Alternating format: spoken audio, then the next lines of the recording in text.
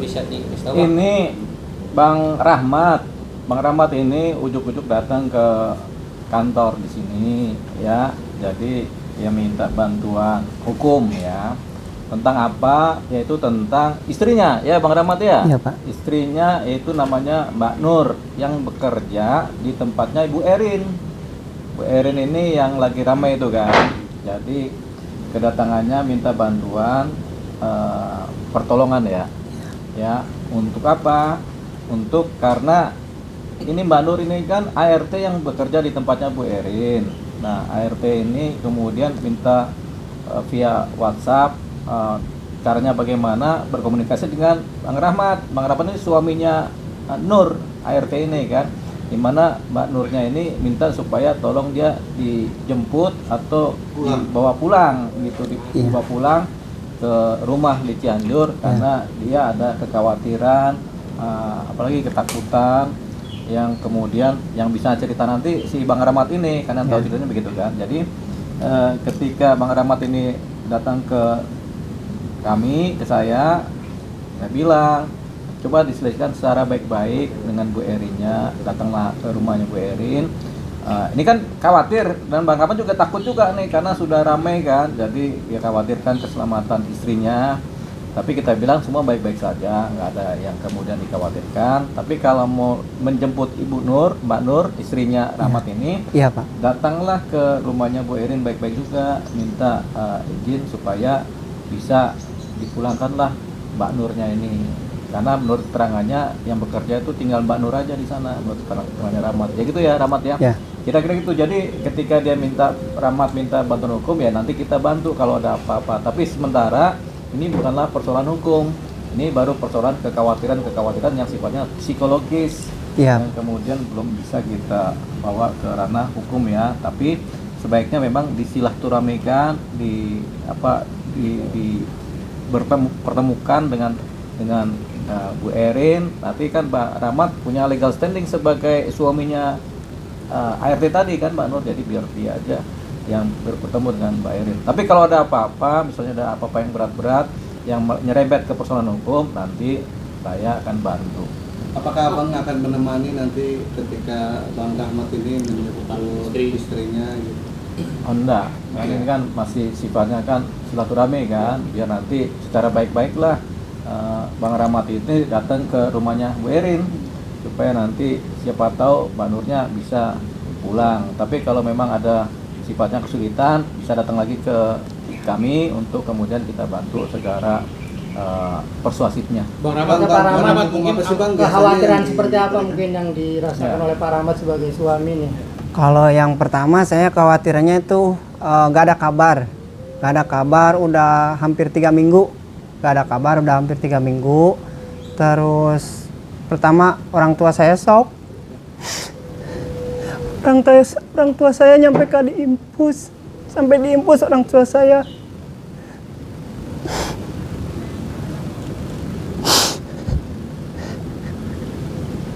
Ini orang tuanya katanya masuk rumah sakit. Ya, masuk rumah sakit ya. Orang tua Juga khawatir.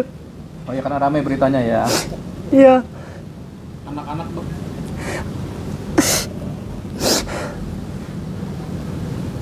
Ya jadi Bang Rahmat ini dari Cianjur jauh-jauh karena perintah keluarga akhirnya berangkat dari Iya, Cianjur. saya tanggung jawab sebagai suami gitu nyari kabar istri.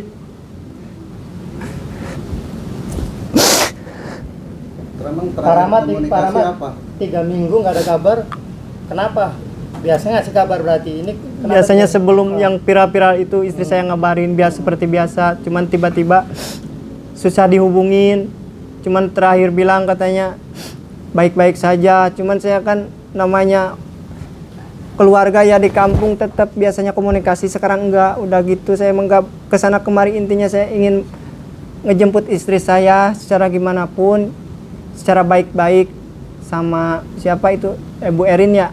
Saya mau secara kekeluargaan intinya gitu aja, udah nggak kesana kemari gitu. Saya pengen tahu aja apa kondisi istri saya, udah gitu aja. Tapi katanya sempat ke Pak RT rumah. Oh sempet, saya dari kampung tuh hari Jumat sempet ke rumah Pak RT nyari nanya-nanya soalnya takut kan kalau nggak lapor takut kenapa-napa gitu saya. Makanya izin dulu sama Bu RT, kata Bu RT kalau bilang aja boleh ke sana, bilang aja udah lapor sama Pak RT. Nah habis dari situ saya ke rumahnya Bu Erin. Nah ketemu sapam, nggak tahu sapam yang lama apa baru itu.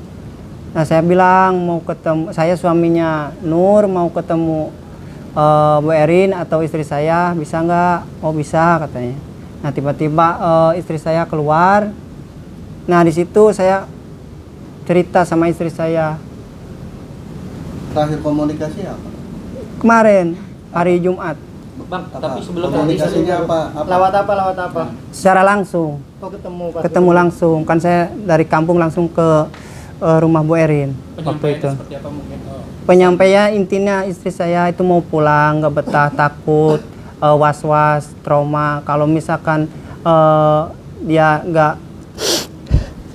pulang dia mau kabur, saya takut.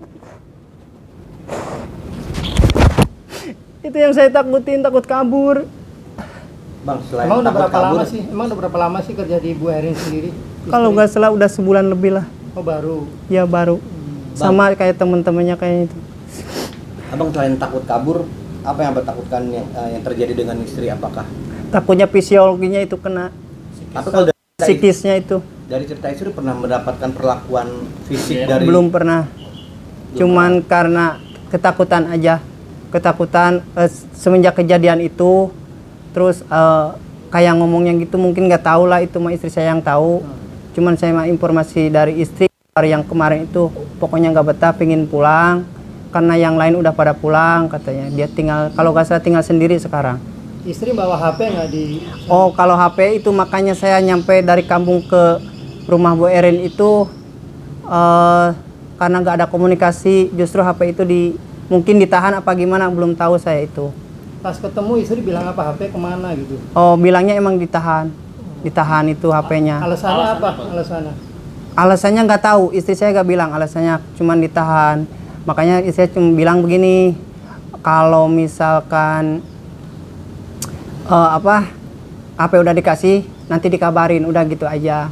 Tapi sekarang minta bantuan, pingin pulang cepet-cepet gitu aja istri saya. dulu nggak pernah ditahan ya? Dulu nggak Belum, pernah. sebelum kejadian nggak ditahan, biasa normal, komunikasi normal Oh, biasa. gara-gara kasusnya viral baru ditahan HP-nya itu benar. Oh benar. Bang Deo kalau melihat tadi sempat bilang istrinya HP-nya ditahan, itu gimana Bang? Dari sisi hukum ada unsur pidana atau seperti apa Bang? Abang melihatnya? Jadi kita belum bisa pastikan infonya ditahan apa tidak, kan kita nggak tahu. Ya, tapi kalau menurut keterangannya Bang Rahmat ini kan katanya ditahan. Ya, kalau handphone ditahan kan itu kan asasi orang pegang handphone ya. Tapi kan kadang-kadang dalam satu pekerjaan ada handphone yang nggak boleh dipakai begitu, tapi tidak ditahan gitu. Jadi pas masa jam kerja mungkin handphone ditinggal di locker kan begitu kan, tapi nggak ditahan. Nah, kalau handphone ditahan berarti kan ada pelanggaran juga. Ya paling dasar pelanggaran hak asasi manusia lah kan. Orang sekarang boleh pegang alat komunikasi, handphone kan, tapi kalau ditahan nggak boleh pegang handphone, apalagi sampai 3 minggu nih ceritanya kan. Berarti itu ada unsur-unsur potensi pelanggaran hukumnya. Apa pelanggaran hukumnya nanti kita telik sama-sama, tapi ini kan belum pasti. Dalam kondisi yang belum pasti, kita perlu cari tahu apakah handphonenya rusak atau apa, kan kita mana tahu kan begitu kan. Jadi kita anggapnya ini masih keadaan biasa sampai pada titik diketahui. Nah, cuman untuk sampai ke sana memang Bang Rahmat ini harus datang lagi. Udah pernah datang ke rumahnya ya? Udah hari Jumat itu Pak. Jumat kemarin ya datang Ya. lagi minta pamit lah supaya Mbak Nurnya itu bisa dibawa pulang Ya. kan begitu kan. Ya. Dengan alasan kondisi sekarang ini nggak memungkinkan bekerja lagi karena ada yang sifatnya kemudian menjadi persoalan hukum kan. Jadi begini, kadang-kadang kita ini kalau bekerja terikat dengan kontrak. Tapi kalau kemudian kontrak ini ternyata di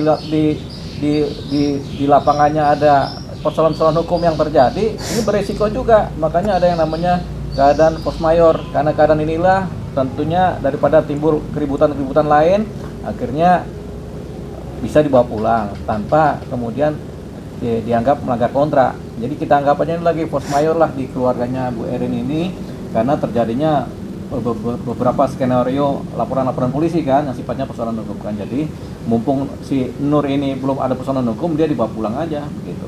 Bang, Jadi kerjaan. ibarat perkantoran ya bang, kan seorang pemimpin bisa punya hak juga untuk menahan mungkin staff-staffnya gitu. Apakah sama seperti itu bang, seorang maaf ya majikan itu punya hak Ya, juga untuk ini menahan? kan udah ada undang-undang ART kan, kita tinggal telah ke sana. Soalnya kan kalau di kantoran biasa kan orang nggak nginep di kantor. Ini kan orang tinggal di rumah berdasarkan aturan-aturan ART kan, tinggal di rumah seseorang kan, di rumah majikan kan. Jadi itu agak berbeda perlakuannya. Makanya sepanjang ini ini kan belum ada kekerasan.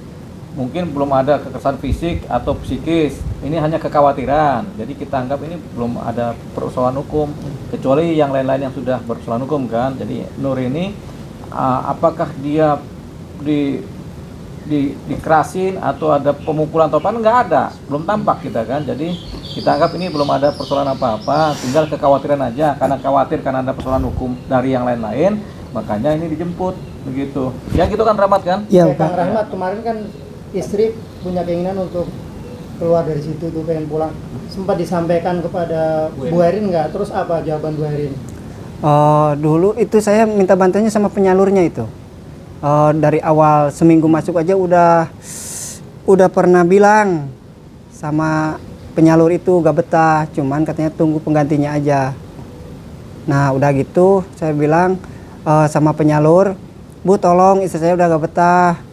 Dia mungkin disampaikan sama Bu Erin lah, gak tahu.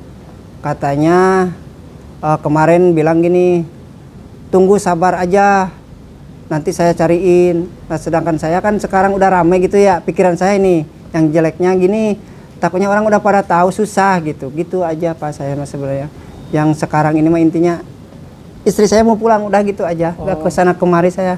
Mungkin Artinya dari susah untuk mencari pengganti istri, jadi Mungkin jadi itu sulit gak tahu. untuk pulang ya. Saya sudah hubungi itu siapa yang penyalurnya itu, udah hubungi saya itu.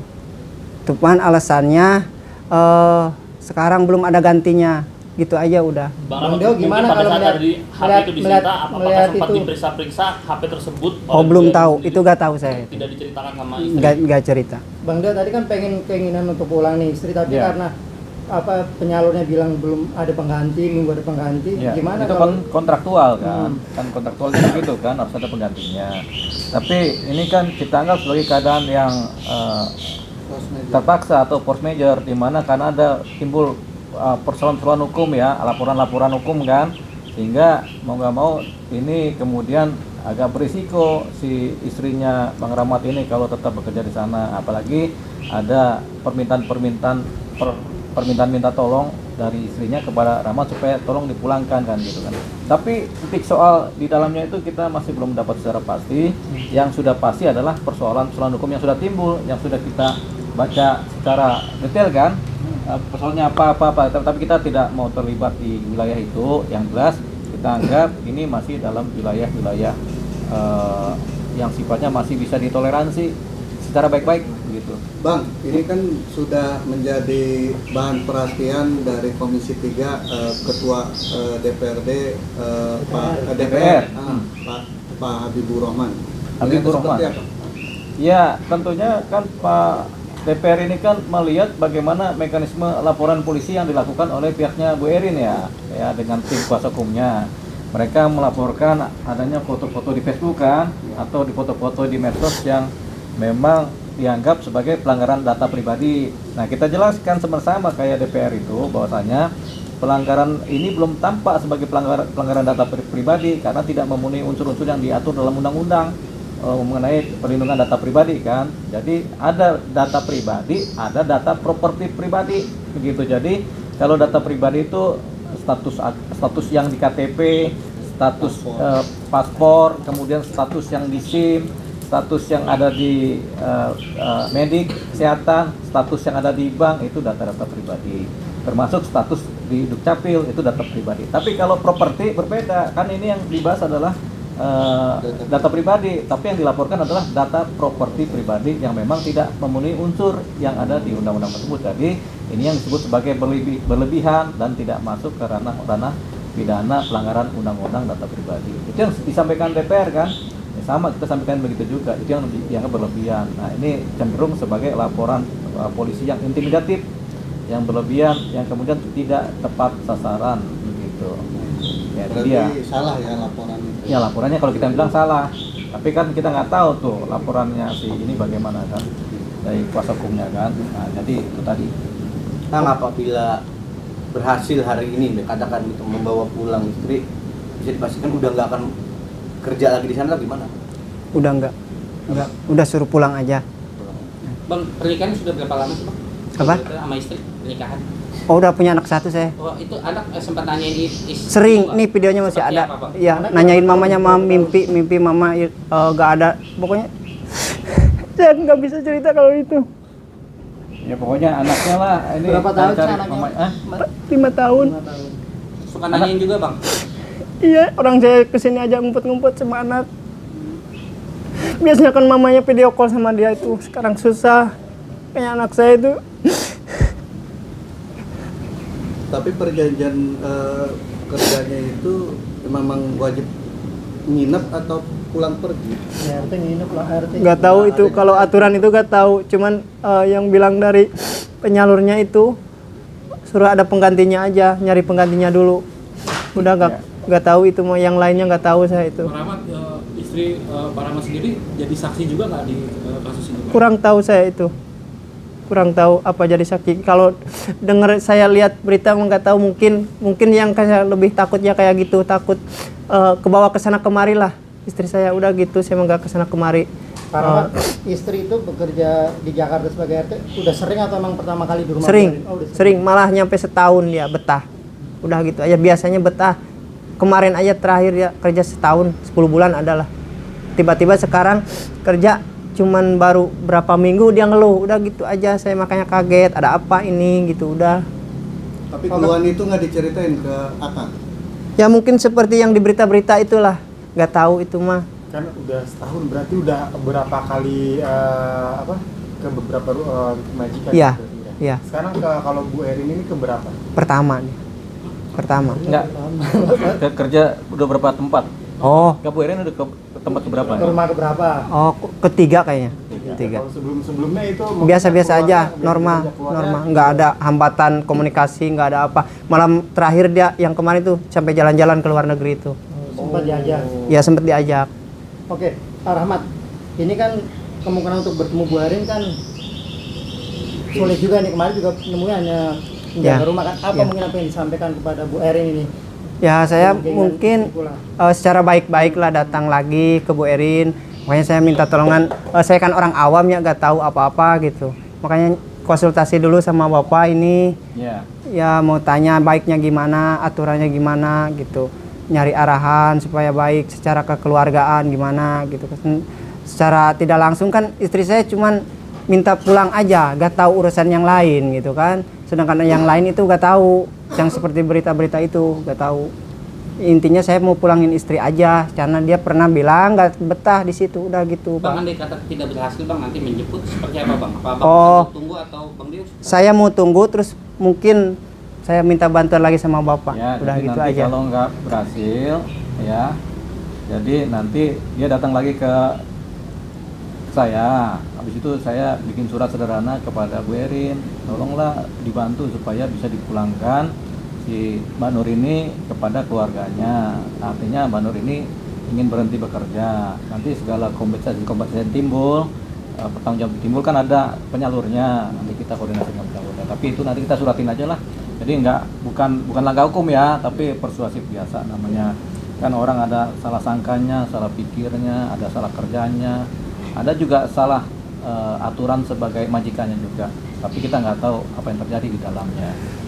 Bang 3 minggu anak tidak komunikasi dengan si ibu, itu ada sakit nih sih bang atau gimana bang? Orang tua juga sakit ya bang? Orang tua mah udah pasti sakit. Pertama lihat berita yang rame-rame itu, orang tua saya langsung diimpus 2 habis berapa masih ada tuh videonya saya itu waktu itu.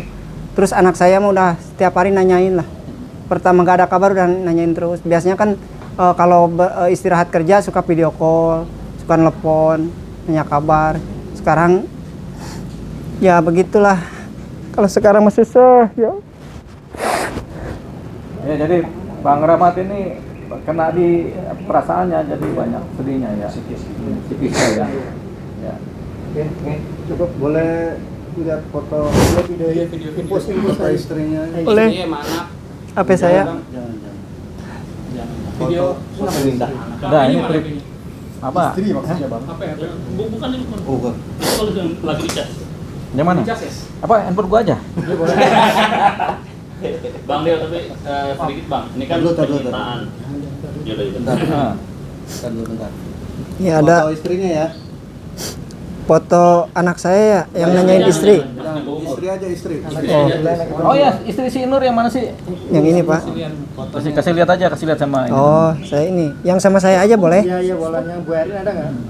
Apa? Enggak usah udah. Yang sama abang aja. Yang sama Bang aja. Ditunjukin ke kamera aja, Bang. Ada.